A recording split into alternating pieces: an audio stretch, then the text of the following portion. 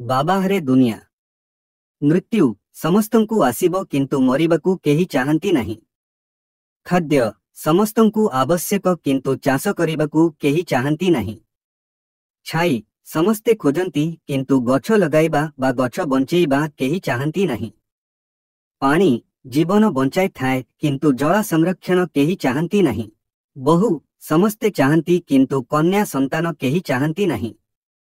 ईश्वर कदापि तुमको कौनसी परिस्थिति मध्यकु एकाकी ठेली दियंती नहीं।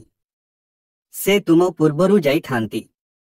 से तुम पार्श्वे छिड़ा ही थांती। से ही तुम पछरे अनुगमन करंती।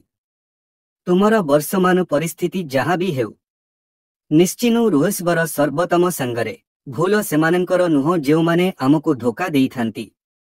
बरं भूल तो आमर कारण आमे सेमानंकु मौका देई थाउ।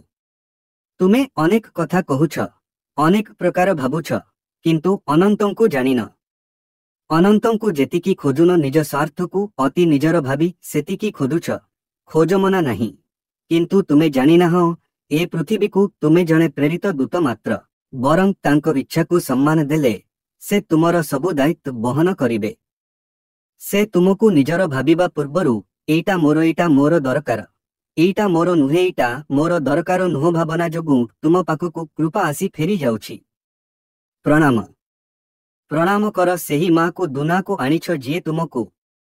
प्रणाम कर सेह बापा को परिचय देइछ जिए तुमको। प्रणाम कर सेह कृषक को आहार देइछ जिए तुमको। प्रणाम कर सेही कारीगर को देह ढांकीबाकु लुगा जिए देइछ तुमको।